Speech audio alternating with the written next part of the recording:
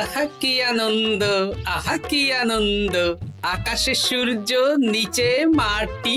আহা কি আনন্দ, আহা কি আনন্দ, আহা কি আনন্দ। আরে ও গোপাল দাদা, গোপাল দাদা, এই সকাল সকাল কি আবার পিছু ডাকলো? আরে আমি গো আমি। আমি তো আমি নামে কাউকে চিনি না। আরে তুমি একটু পেছন ফিরে তাকাও তো। আমি তো সামনে যাচ্ছি, পেছনে তাকাবো কেন? ঠিক আছে, তাহলে আমি তোমার সামনে আসছি। আরে দৌড়াচ্ছ কেন? হ্যাঁ, আরে দাঁড়াও দাঁড়াও বলছি, দাঁড়াও, নইলে কিন্তু আমি মহারাজের কাছে যাব। হ্যাঁ, ও ভোলা তুমি? আরে আগে বলবে তো, আমি করছিলে কেন? একদম কথা ঘোরাবে না গোপাল দাদা। এবার বলো কি বলছি। দেখো, আমি তোমাকে আগের বছর 50 মোহর ধার দিয়েছিলাম। এ কি, তোমার তো মিষ্টির দোকান, ধার দিলে তো লোকে ছুরি কাঁচি ধার দেয়, আর তুমি মোহরে ধার দেওয়ার ব্যবসা শুরু করেছো কবে থেকে বলো দেখি? আবার কথা ঘোরানো শুরু করেছো? হ্যাঁ, আমি এবার কিন্তু সত্যি মহারাজের কাছে যাব। আরে মজা করছি তো। আরে বারবার আমাদের মধ্যে মহারাজকে টেনে আনার কি দরকার বলো তো? সে না হয় টানলাম, তবে তুমি ওই আমার 50 মোহর সুদ সহ কবে ফেরত দেবে বলো তো? আর কিন্তু তোমার হাতে ওই 1 সপ্তাহ সময় আছে। হ্যাঁ, 1 সপ্তাহ মানে কতদিন ভাই? 7 দিন, 7 দিন। 7 দিন? আচ্ছা 7 দিন মানে কত ঘন্টা? 24 গুণ 7, মোট ওই 168 ঘন্টা। ও, অনেক সময় আছে। দেখো গোপাল দাদা, তোমার সাথে কিন্তু আমার ওই কাগজে কলমে লিখিত পড়িত আছে। হ্যাঁ, যদি ওই সময়ের মধ্যে তুমি আমার কাছ থেকে নেওয়া ওই অর্থ আমাকে ফেরত না দিতে পারো, তাহলে কিন্তু তোমার ওই বাড়ি ঘর সব আমার হয়ে যাবে। হ্যাঁ, হ্যাঁ হ্যাঁ, মনে আছে মনে আছে। এখন রাজসভায় যাই, 168 ঘন্টা পেরিয়ে গেলে চলে এসো, কেমন?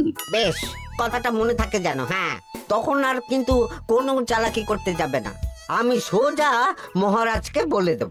ঠিক আছে ঠিক আছে।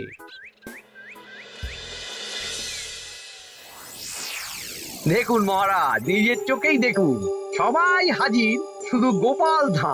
সত্যি গোপাল ইদানিং আবার দেরি করে আসা শুরু করেছে। ওকে আচ্ছা করে ধোলাই দিন, তাহলেই চলে আসবে। কাজের কাজ তো কিছু করে না, শুধু বসে থাকে, তাতেও এই। যা বলেছেন মন্ত্রী মশাই। আমার মতে গোপালকে রাজসভাতেই বেঁধে রাখুন, তাহলে আর বাড়িতে যেতেও হবে না, আর দেরি করে আসবেও না। রোজ রোজ গোপাল করে রাজসভায় আসতে দেরি, তাই এবার তার পায়ে পড়াতে হবে বেড়ি। এই তো মহারাজ চলে এসেছি। আর বলবেন না, রাস্তায় ভোলা ময়রা চেপে ধরছিল। থাক, আর অজুহাত দিতে হবে না। নেহাত ভাগ্যের জোরে এই রাজসভার চাকরিটা পেয়েছিল। হ্যাঁ, মহারাজ ভালো মানুষ, তাই তোমাকে পুষছেন। আচ্ছা আপনি কি বলতে চাইছেন কি? আমি বলতে চাইছি যে মহারাজ যদি তাড়িয়ে দেন, তাহলে তোমার কি কিছু করে খাওয়ার যোগ্যতা আছে গোপাল? আপনার নিজের যোগ্যতা আছে? আছে বলেই মুখ ফুলিয়ে বলছি। হ্যাঁ, মন্ত্রী এটা একটা ভালো প্রসঙ্গ তুলেছে। আমার রাজসভার সকল সভাসদদের বলছি, যদি কোনো কারণে তোমাদের চাকরি চলে যায়, তাহলে তোমরা কি করবে একবার ভেবে দেখেছো? না মহারাজ, ভাবনাটা আমি সঠিক সময় কাজে লাগাই, ওই অকারণে ভেবে মাথা খারাপ করতে চাই না। হ্যাঁ, আহা, রাজসভার চাকরিটা তো তোমাদের পেশা। এই পেশার বাইরে তোমরা কে কি করতে পারবে? দেখুন মহারাজ, আমি তো ভেবেই দেখেছি যে যদি রাজসভার চাকরি না থাকতো, তাহলে আমি ব্যবসা করতাম। আমি মহারাজ যদি বিজ্ঞানী না হতাম, তাহলে শিক্ষা দান করতাম। আমি তো ছবি আঁকতাম, কলম না থাকলে আমি তুলি ধরবো। আমি কামারশালায় কাজ করতাম। আমার তো ছোটবেলায় মূর্তি বানানোর শখ ছিল, আমি মৃৎশিল্পের কাজ করতাম। কি গোপাল, এবার তুমি বলো। সবাই তো কিছু না কিছু বিকল্প ভাবনা চিন্তা করে রেখেছে। দেখুন মহারাজ, অনেক ভেবে দেখলাম আমার কাজ তো ভাড়ামো, তাই আমি লোক হাসিয়েই পয়সা রোজগার করব। আর বিশেষ কোনো গুণ তো আমার মধ্যে খুঁজে পাচ্ছি না মহারাজ। বেশ, আমি একটা ছোট্ট পরীক্ষা নেব। আজকের পর থেকে আগামী 7 দিন, আর এই 7 দিন তোমরা তোমাদের যা মন চায় সেটা করে রোজগার করবে। আমি তো খেতে ভালোবাসি। তাহলে খাবে। গোপাল হয় মুখ খুলে থাকে, নইলে চোখ বন্ধ করে। ও শুধু দুটো কাজই ভালো করতে পারে। আর সপ্তম দিনের শেষে বিচার হবে কে কত রোজগার করেছে। যার রোজগার সবচেয়ে বেশি হবে তাকে আমি দেব 100 মোহর উপহার। আর মহারাজ, যে সবচেয়ে কম রোজগার করবে তার বেতন থেকে আগামী 10 মাস 10 মোহর করে কাটা হবে। কি রাজি তো? হ্যাঁ, রাজি রাজি। আমি জানি যে গোপাল ফুটো করিও রোজগার করতে পারবে না, তাই গোপালই হারবে। বেশ, আর যদি অন্য কেউ হারে? তাহলে আমি নিজের বেতন থেকে তাকে আগামী 10 মাস 10 মোহর করে দেব। ব্যাস, এবার তোমরা কাজে লেগে পড়ো।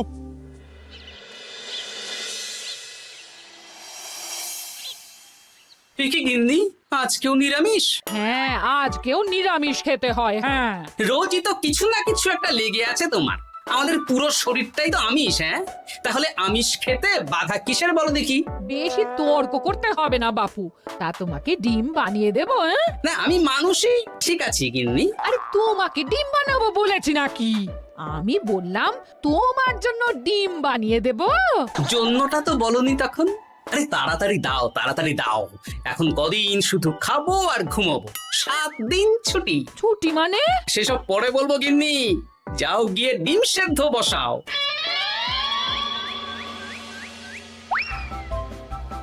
আরে করছোটা কি? বাড়িতে যা মোহর আছে সব তুলে কোথায় নিয়ে যাচ্ছো? আড়ত বাজারে। কেন কেন? তুমি আড়তে গিয়ে কি করবে? আড়তটাই কিনে নেব। কেন?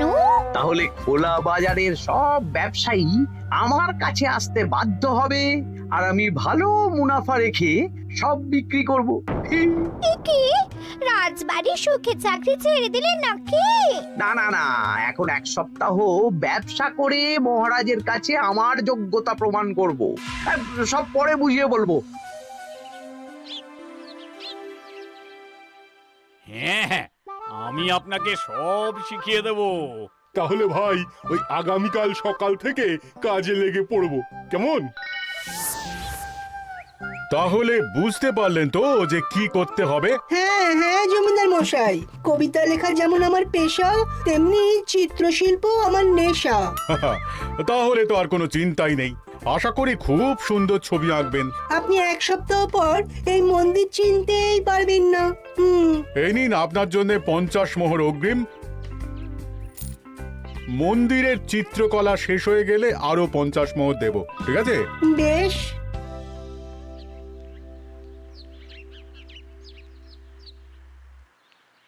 এই হাত চালা, হাত চালা। হাত পা সবই তো চালাচ্ছি মন্ত্রী মশাই। আপনি এত শাকসবজি আনাজ দিয়ে করবেনটা কি? আমি এখন 7 দিন কৃষ্ণনগরের বাজার নিয়ন্ত্রণ করব, তাই সব জিনিসপত্র আড়ত থেকে আমি নিজেই কিনে নিয়েছি। এবার সাধারণ বাজারের দোকানদাররা আপনার কাছে আসবে। কাল সকাল থেকে শুধু মোহর গুনবো।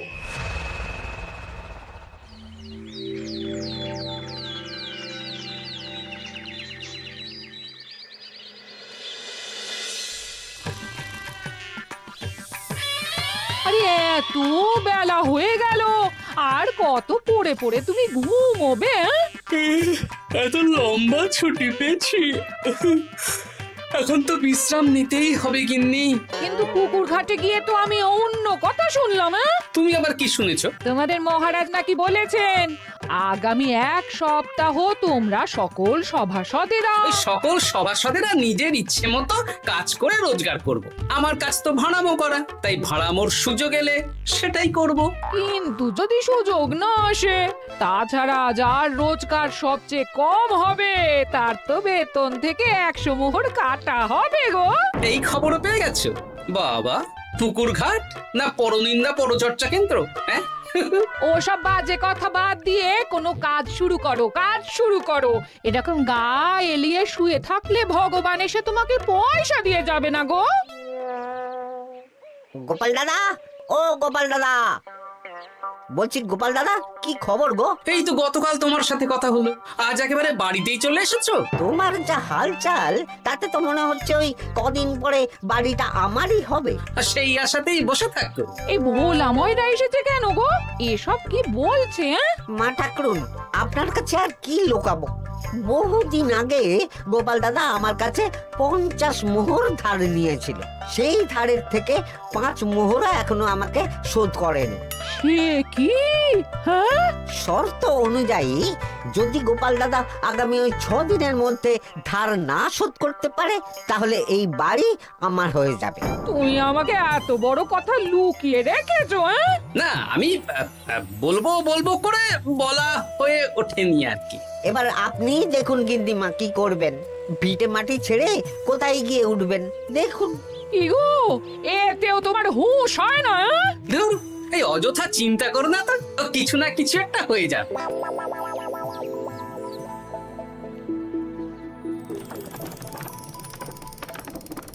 বাবা পণ্ডিত মশাই, আপনি তো এর মধ্যেই কাজ শিখে গেছেন। আমি তো ছোট থেকেই মাটির পুতুল বানাতে ভালোবাসতাম। বিভিন্ন দেবদেবীর মূর্তি নিজেই বানাতাম, তারপর পুজো করতাম। আমার পরম সৌভাগ্য আপনার মতন পণ্ডিত মানুষ আমার কুমোর শালায় কাজ করছেন। কোনো কাজই তো ছোট নয়। সত্যি সভাকবি মশাই, আপনার তুলিতে জাদু আছে। কি সুন্দর কারুকার্য। সবই আমার মা বাবার দান। আমার বাবা খুব বড় চিত্রশিল্পী ছিলেন, উনি হাতে ধরে আমাকে ছবি আঁকা শিখিয়েছেন। বাহ বাহ বাবা।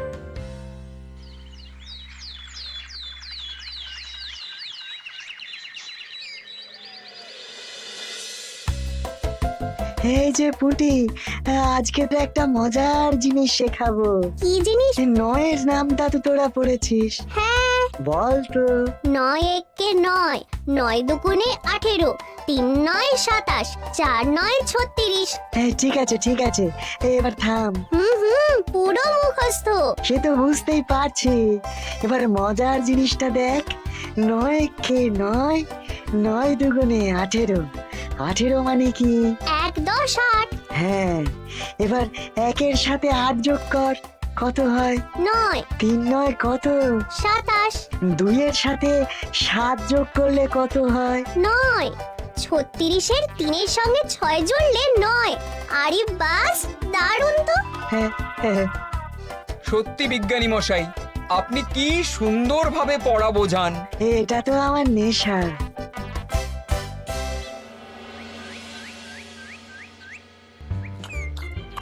বলছি, তুমি তো দিব্যি বাড়িতে বসেই আছো। হ্যাঁ, কিছুই তো করছো না। সত্যি বলো তো, তুমি ভাড়া মোছাড়া আর কি কিছু করতে পারো? হ্যাঁ, এই আদেশ করতে পারি। গেনি একটু তরকারি দাও তো, জলের ঘটিটা দাও না। যত সব। আচ্ছা, সত্যি তো ভাঁড় না হলে আমি কি হতাম? আমি কুমোর হতাম। মাটির কাজ শুনেছি খুব সোজা। যাই, কুমোর পাড়া যাই।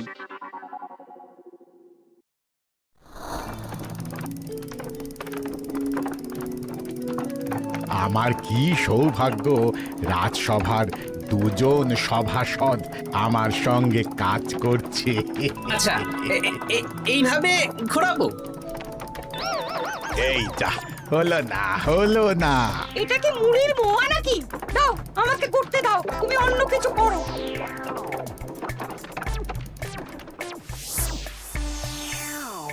বলো গোপাল দাদা, কি দেবো? মুড়ির মোয়া, তিলের নাড়ু?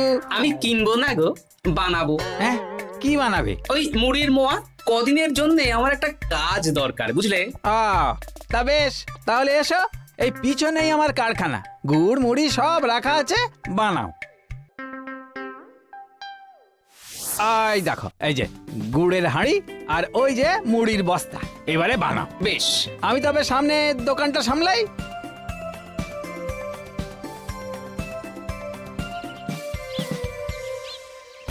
এ কিসের আওয়াজ হলো?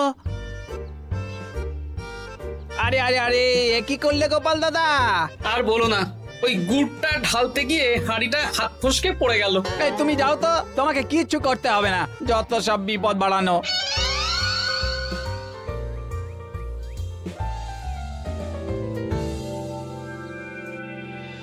তোমার দ্বারা কিছুই হবে না। হ্যাঁ, সত্যি তো, আমার দ্বারা যে কিছুই হবে না গিন্নি। তাহলে তুমি করবেটা কি? এমন করে বলো না গিন্নি, সবারই খারাপ সময় যায়। আর খারাপ ভালো, যে সামান্য মুড়ির মোয়া বানাতে পারে না তার মুখে এসব মানায় না, মানায় না। এদিকে বাজারে সবজির দাম হু হু করে বেড়ে গেছে। তাই নাকি? বলি তুমি জানবে কি করে? কদিন তো শুয়ে বসে আছো, আমি তো বাজার দোকান করি। মন্ত্রী মশাই এখন আড়ত সামলাচ্ছেন আর সাধারণ বিক্রেতাদের চড়া দামে বিক্রি করছেন। হ্যাঁ, ও বেটা জীবনে শোধরাবে না। উনি তো তাও ছলে বলে রোজগার করছেন গো। আর তাছাড়া অনেকে পথে গান শুনিয়েও রোজগার করেন, সেটাও তো তুমি পারবে না। হ্যাঁ, এই তো পেয়েছি। 6 দিনের মাথায় তো রাজসভায় একটা বৈঠক হবে, সেদিনই আসল মজা জমবে। কিসের মজা গো? হ্যাঁ, সেটা সেদিনই বুঝতে পারবে।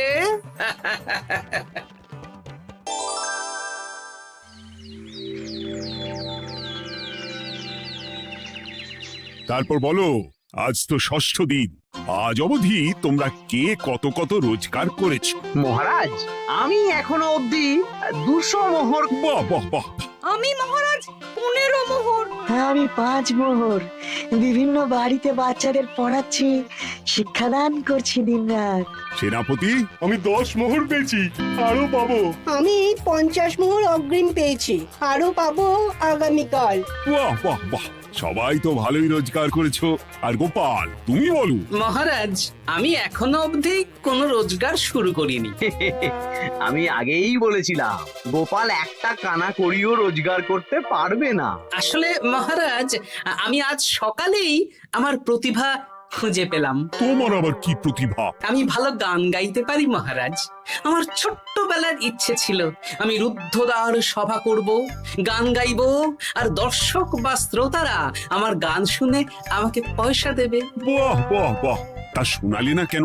আমি চাই আপনারা সবাই আমার বাড়িতে আসুন, আমার গান শুনুন। এই না না না না না, তোমার গান শুনে অর্থ ব্যয় করতে পারবো না গোপাল।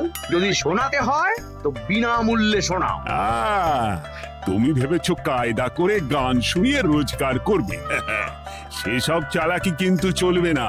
না মহারাজ, আমার গান শুনতে আসার জন্য একটা কানা করিও খরচ করতে হবে না। আমি বিনা পারিশ্রমিকে গান শোনাবো। বেশ, তাহলে কবে শোনাবে বলো? এখনই চলুন, শুভস্য শীঘ্রম। আবার যেতে হবে কেন? এখনই শোনাও। আমার আবার নিজের বাড়ি ছাড়া প্রতিভা বিকশিত হয় না। বেশ তো, এই কদিন টানা কাজ করেছি, তোমার গান শুনে মনটা যদি ফুরফুরে হয়ে যায় ভালো তো। চলো গোপাল। আসুন আসুন, সবাই ভিতরে আসুন, আসন পাতা আছে, সবাই বসুন।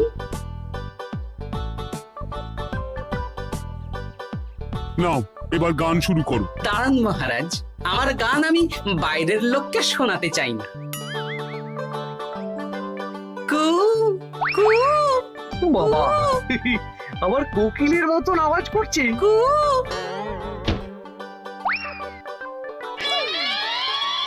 নাও নাও, শুরু করো।